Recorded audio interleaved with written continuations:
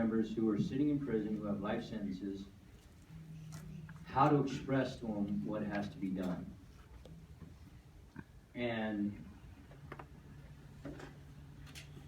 as I started to make my changes, they were genuine, but a lot of staff did not believe it. Some staff did, so it was like in between. So I spent many years having to walk the walk of my talk. I'll fast forward you to my parole board hearing of 2009. And in 2009, I believe I would have been released. However, I failed to have what they called, with that great mysterious word, which is ambiguous in some senses, insight.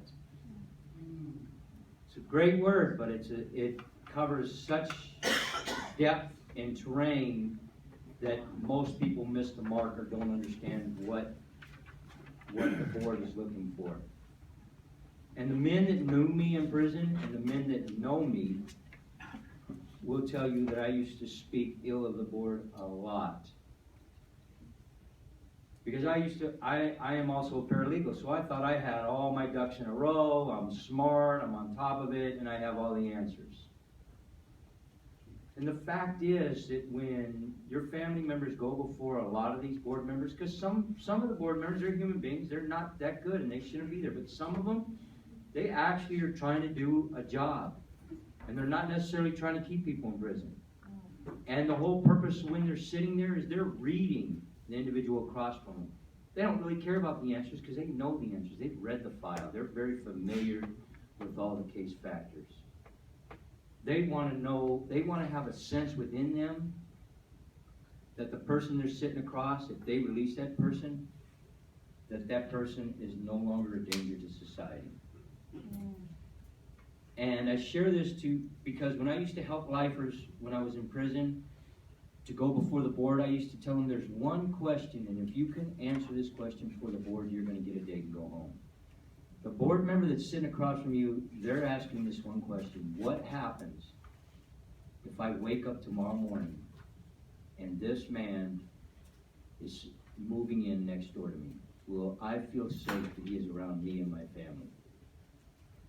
And people miss that understanding. They think, well, I would never move next to that guy. You don't know that. As a lifer, as your family member is a lifer, if you were a lifer, you don't know that you don't go buy a lottery ticket, you hit the jackpot, and all of a sudden, you now have the means to move into a really nice area. And I share that to make you understand that they're asking these questions. They're not going to admit that. They're not going to tell you that. Because in some ways, that would seem like it's prejudice. Because everybody thinks, well, if I have my vocations, and I have this, and I've done this, and I've stayed out of trouble for all these years, I deserve to be released. They have one obligation, and that obligation is to make sure when they release someone from prison, especially a lifer, that they are not, to the best of their ability, the person they're releasing, to the best of their understanding, that person is no longer a danger to society. And now that takes me back to my 2009 board hearing, what I want to share with you. In 2009, I believe I was going to be released. I'm in the boardroom, and we come to the end of the hearing, and the commissioner looks at me and he tells me, Mr. England, there will be a day when there will be no panel that can tell you no. There will be a time, I don't care what they put you through, they will not be able to deny you parole. Today's not the day, but there will be a time. And I know you've heard this, and you think I'm just blowing smoke up your you know what. And this, he said it literally like that. He's saying, but the problem is, when you were 13 years old, you were locked in an institution with all the best intentions of your family and everybody else to help you with what appeared to be a drug problem, and the staff abused you. And based upon that, you still have issues with that. You are still very angry. He said, now it's not detectable, it's not great, but we still know that you have issues, and you have not resolved those issues. You've resolved all your other things. You resolved your gang stuff, you resolved your criminal behavior, you resolved changing your life, But I'm afraid if these issues come up, there could be a problem, and we just cannot take that chance. He said, that's why I say I have no doubt you will resolve this, because you've been working on changing your life and making the changes that are necessary. He said, and we are so concerned about you having insight that we came back to this topic twice in this hearing. Not once, twice, specifically for you. Now, I shared that to share that after I left that hearing, I was angry, upset. Woe is me, the great word inside. And as I've shared with a couple real close friends, I procrastinated because they recommended I go see a psychologist over my childhood issues. And I procrastinated that off for about a year and a half. I went and did all the other programs they told me I needed. Finally, when I went and seen the psychologist, they were right. I did have issues over that. I was still very angry at authority figures, at my family. Even though I did not totally blame them for what happened to me in that institution, I was still upset. I was still upset because how could they have caused me so much pain over smoking a little marijuana? And that was my issue.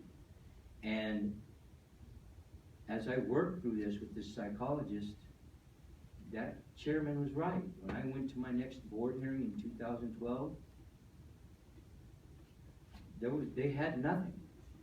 I was able to speak on what issues, what caused it, what led me to get into trouble, why I had the emotional problems, why I refused any help as a teenager, why I kept running away, why I kept getting in trouble, and where all my distrust came from, and all my distrust against authority, and all my anger against authority.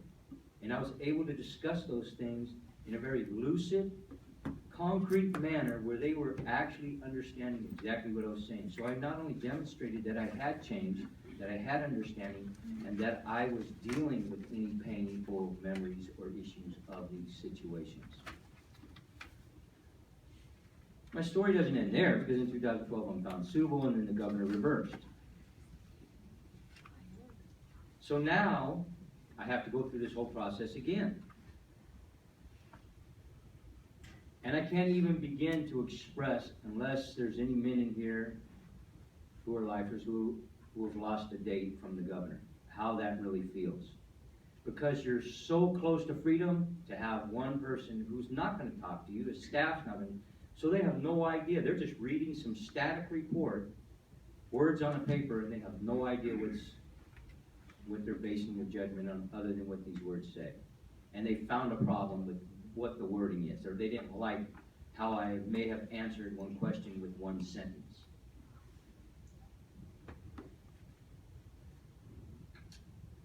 But I didn't give up. I went through moments of despair. I went through the 5 stages of grief they talk about. I went through all of that. Not even going to try to play it down. There was moments that I was in my cell crying like a baby because I was losing hope. Because remember, I went to prison as a juvenile. So I had been locked up at that point 30 years, close to 31 years. And so I go back to the board in 2013, and I'm found suitable again. And again, 5 months later, the governor reversed my date. Come on now. And so what I'm sharing with you is that I didn't give up again. This time it was a little easier. Didn't make it easy, I just said it was a little easier. I didn't go through the emotional ups and downs. My family went through it much worse this second time than I did.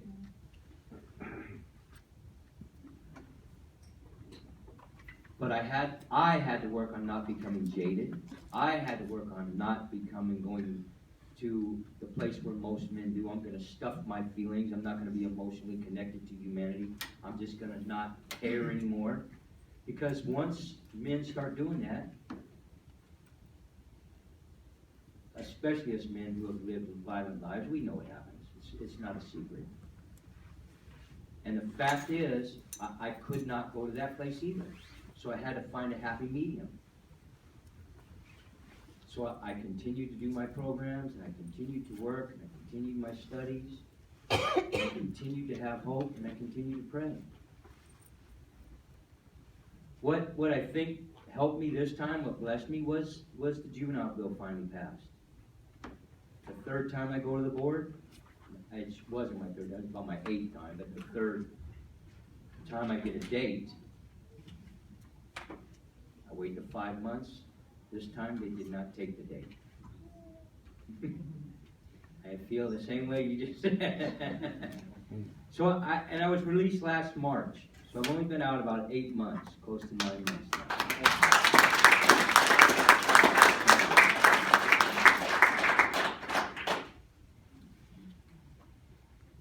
One thing that I did